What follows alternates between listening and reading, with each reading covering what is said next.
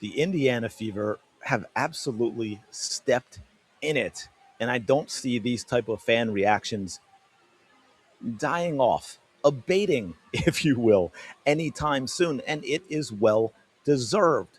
You are seeing in real time the absolute train wreck of what happens when your focus in running an organization, when you're hiring in running an organization, is focused on an activist club and a belief system or an ideology, however you want to put it, that doesn't have anything to do with the actual job they're supposed to be performing. You're not hiring for competence, you're not hiring based off qualifications, and what you get is a disaster. And we're seeing that from Kelly, from Amber, from Stephanie, mistake after mistake after mistake. And now, because of that, anything that might be deemed normal, if you are a fan base of any other organization, fans are going to look at it and go, and they're going to start wondering why it is happening. Now, y'all remember last game, what we had at the end of the game. I broke that down in the video. It was very clearly that was not the play that was drawn up. It was not executed exactly as they said it was executed. Stephanie White lied in her press conference, in my opinion, based on the evidence and the facts. I am very, very confident in that. Confidence level high, very, very high.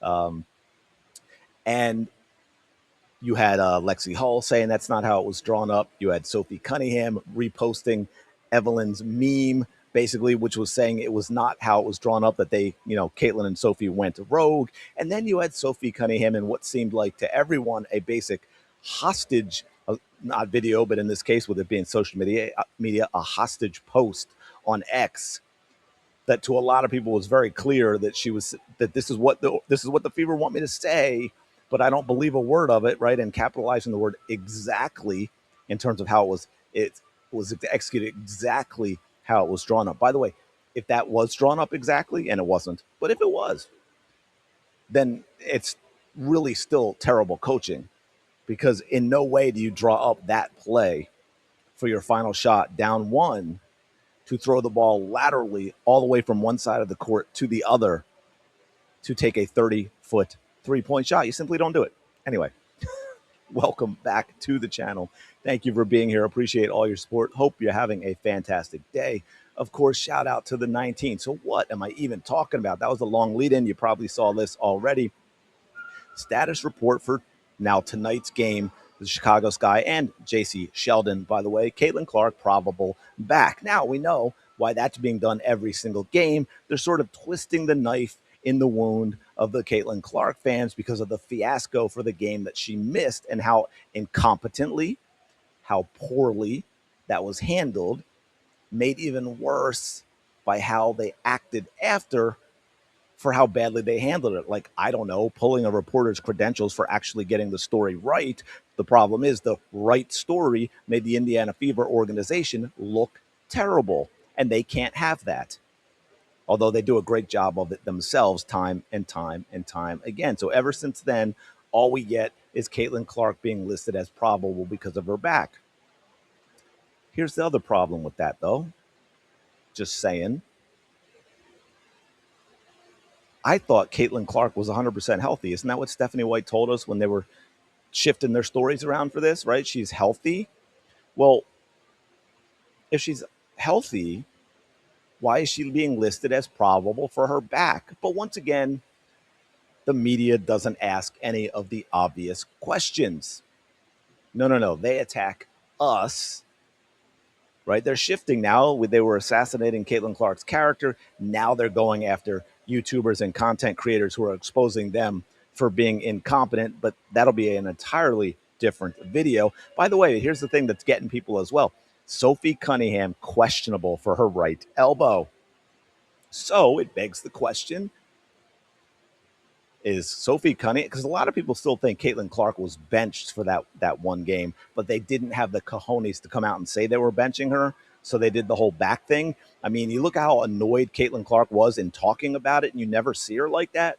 It's almost like she was taking one for the team, but she wasn't happy about it. And so now we have all this stuff with that final play, and it wasn't how it was drawn up, and Sophie's post, and then Sophie's comeback with the comment and all that. And people were like, whoa, are we now seeing Sophie Cunningham being punished, being benched, for, I don't even know if I would say what she did in the game, but maybe more so the social media after it. And again, you know what?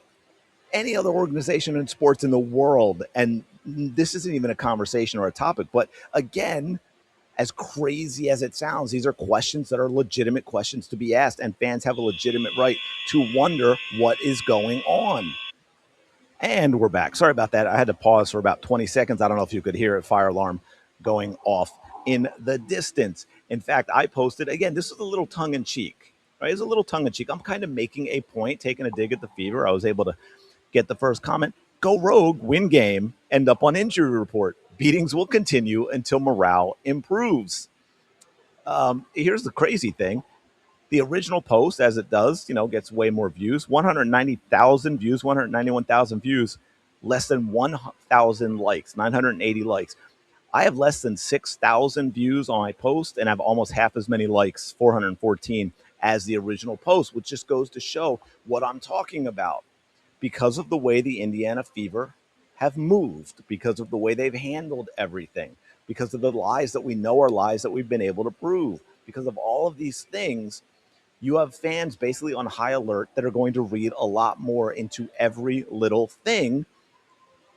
And instead of attacking the fans like some of you are doing out there who seem to be getting checks from the Indiana Fever, why don't you direct your ire toward the culprit, which is the Indiana Fever front office, which is Stephanie White, which is the people handling this so poorly and then lying about it, right? Speaking, I mentioned Evelyn, and I think I have it here, right? Like she posted this out today on another episode of Things That Make You Go, hmm. So apparently, an elbow injury prevented Sophie from taking a group photo today. Very convenient timing, too. Noted. It is kind of bizarre that she's not in there because there is other stuff of her out there at practice that is kind of weird that she wouldn't be in that.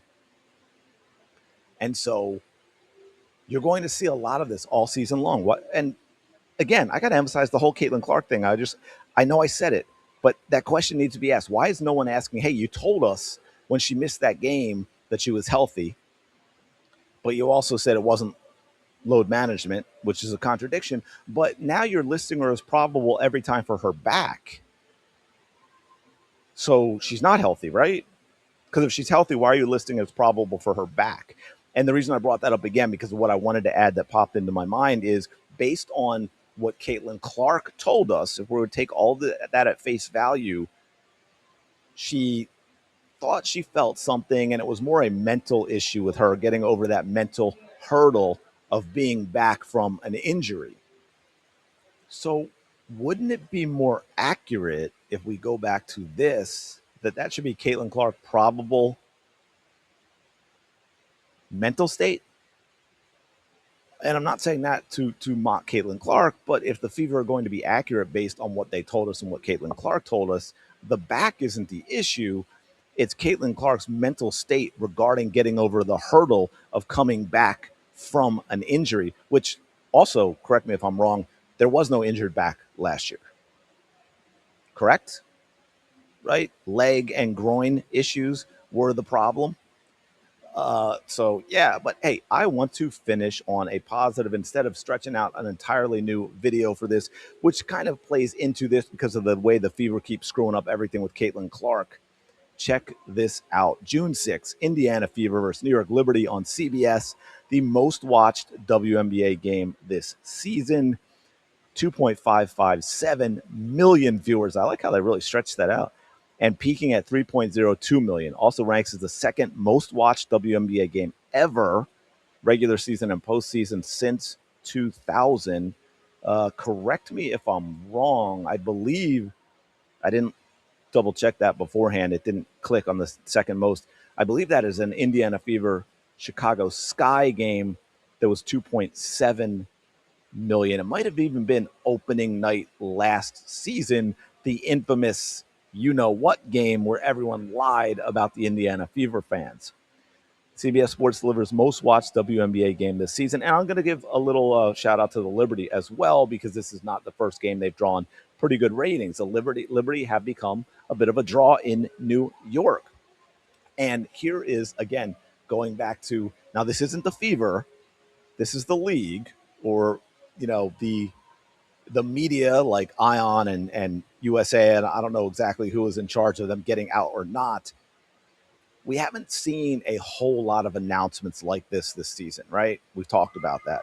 So the fact that we're seeing this and it's become such a big deal and it's being put everywhere, that leads me to think, well, while the ratings may not be terrible on a lot of these other games, they sure don't seem to be growing, at least not growing significantly, because we're not hearing about them the way we're hearing about this game, right? So, anyway, let me know what y'all think in the comments below. Like, comment, subscribe. I will talk to you later.